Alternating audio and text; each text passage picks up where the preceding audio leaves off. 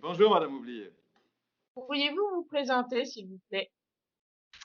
Oui, avec plaisir. Je suis Klaus Behrendt, le chef de l'unité pesticides et biocides à la Direction générale santé et sécurité alimentaire de la Commission européenne.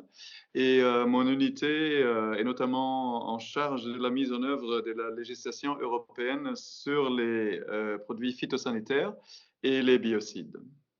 Alors justement, quel est le rôle de la Commission européenne en matière de produits phytosanitaires par rapport au droit national? Oui, en fait, les règles de l'Union européenne établissent une distinction entre les substances actives et les produits phytosanitaires. Les substances actives sont les composants des produits qui luttent de manière effective contre les organismes nuisibles, comme les insectes, les champignons et les mauvaises herbes, ou les maladies végétales. Les produits phytosanitaires sont souvent aussi désignés comme pesticides. Par exemple, les insecticides, les fongicides ou les herbicides consistent en des mélanges contenant une ou plusieurs substances actives et d'autres coformulants, comme on les appelle, pour les rendre plus aptes à l'application sur les plantes. Le cadre législatif est établi par le règlement 1107 de 2009, adopté par le Parlement européen et le Conseil en octobre 2009. Et il abroge, entre autres, une directive de 91 ou de 91, comme on dit en français, qui existait avant. Euh, Étant donné que les produits phytosanitaires sont conçus de façon à avoir des effets sur des organismes vivants, elles sont soumises à des règles très strictes et les substances actives sont approuvées au niveau européen par la Commission européenne après un processus d'évaluation très détaillé. Et par contre, les produits phytosanitaires qui contiennent ces substances approuvées sont autorisés par les États membres pour leur territoire, donc par les autorités nationales dans les États membres, qui leur permettent de prendre en compte les conditions spécifiques agricoles et environnementales qui souvent sont propres aux États membres et sont très diverses, et notamment aussi, comme vous êtes basé sur les Antilles, là les conditions de nouveau sont très différentes et spécifiques comparées au reste de la France, par exemple, ou certainement au reste de l'Europe. Alors justement, aux Antilles, entre 1972 et 1993, a été utilisé dans la culture de la banane le chlordécone. À cette période, où en était la réglementation européenne en matière de produits phytosanitaires et finalement, est-ce que la Commission a eu à statuer, a eu à évaluer ce produit? En fait, la législation européenne sur les produits phytosanitaires a évolué fortement au cours des dernières décennies et rien n'existait, donc vraiment rien du tout, jusqu'à 1979, l'année qui voyait la naissance de la directive 79-117. Et cette directive interdisait un nombre limité de substances actives, y inclut beaucoup de substances organochlorées, mais pas le chlordécone. Pour le reste, donc tout restait encore au niveau national. Depuis 1991, une directive européenne qui fixait des critères stricts d'approbation des substances actives et de l'autorisation des produits phytosanitaires a mis en place un système d'une liste active de substances approuvées. Mais comme on n'avait rien avant, elle prévoyait aussi une phase transitoire de 12 ans lors de laquelle la législation nationale préexistante continuait à s'appliquer et les entreprises qui voulaient voir leurs substances actives inscrites dans l'annexe 1 de cette directive devaient soumettre des demandes d'approbation. Et pour toutes les substances pour lesquelles aucune demande de ce type était soumise en 2003, ont été interdites pour le marché européen après. Et pour le chlordécone, effectivement, c'était le cas. Il n'y avait pas de demande d'inscription dans l'annexe 1 de la directive.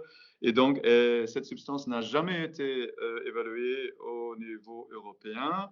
Et tout ce qui s'est passé chez vous était sous régime national français. Alors, depuis quelques années maintenant, les consommateurs antillais entendent beaucoup parler des LMR, hein, les limites maximales de résidus, mais la notion reste encore assez floue, assez abstraite. Alors, que sont les LMR? Qui des États membres de l'Europe les calculent? Comment et à partir de quel processus sont-elles fixées? Dans le domaine de l'alimentation, une limite maximale de résidus, donc l'abréviation LMR est pour ça, limite maximale de résidus, est un seuil réglementaire de concentration des résidus des pesticides dans les denrées alimentaires, mais elles peuvent aussi couvrir les biocides ou les médicaments vétérinaires, par exemple. Afin de garantir que les résidus des pesticides présents dans les aliments ne constituent pas un risque pour la santé des consommateurs, les risques aigus et les risques chroniques sont évalués en prenant en compte un large éventail de régimes alimentaires dans l'Union européenne, y compris ceux des groupes vulnérables tels que les nourrissons et les femmes enceintes. Le règlement 396 de 2005 concernant les LMR applicables aux résidus de pesticides était fortement axé sur la protection des consommateurs et il prévoit que les LMR fixés pour les produits végétaux et animaux soient sans danger pour les consommateurs. Les LMR fixés pour les produits d'origine animale doivent également prendre en compte le transfert éventuel entre les produits d'origine des plantes dans la viande et d'autres parties d'animal qui sont ensuite consommées par les humains. Et selon le principe qui est abrévié avec ALARA, donc as low as reasonably achievable en anglais, les éleveurs sont fixés à le niveau le plus bas possible lorsque les bonnes pratiques agricoles sont respectées lors de l'utilisation des pesticides. Des essais sont demandés sur le terrain et sont nécessaires pour déterminer la quantité et la fréquence d'application des pesticides nécessaires pour obtenir l'effet recherché, donc la protection des plantes contre des organismes nuisibles ou des maladies. Ensuite, ensemble, avec tout un paquet de données sur la toxicologie et écotoxicologie qui est évalué par un État membre et après par l'autorité européenne pour la santé des denrées alimentaires qui nous recommande des valeurs, la Commission adopte des limites fixées dans le règlement. Alors, juste pour que ce soit aussi très clair pour les personnes qui regardent cette vidéo, les LMR donc sont appliqués pour chaque pesticide, pas Exact. uniquement pour le chlordécone. Exact. Elles sont calculées et recommandées par EFSA pour chaque substance individuelle, pour chaque produit agricole sur lequel un usage de cette substance est envisagé. Parce que pas toutes les substances et produits sont utilisés sur toutes les crops, comme on dit en anglais, sur toutes les cultures agricoles.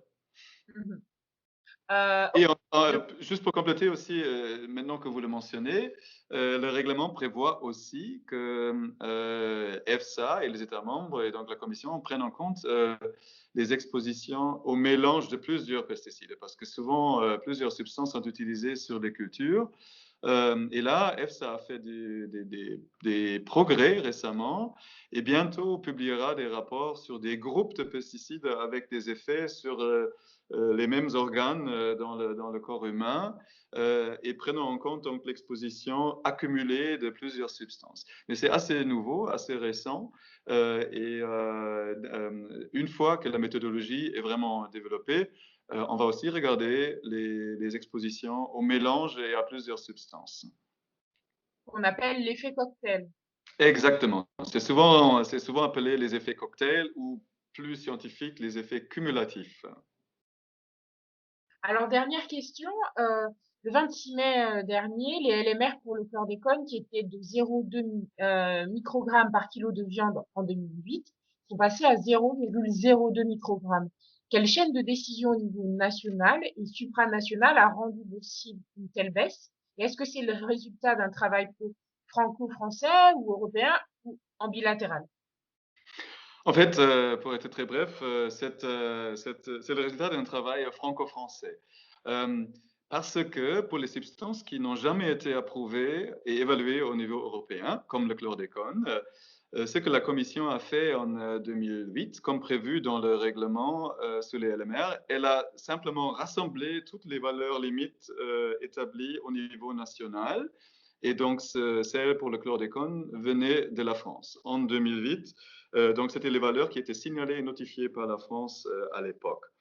Bon, maintenant, effectivement, la France a baissé les valeurs dans un arrêté national le 26 mai.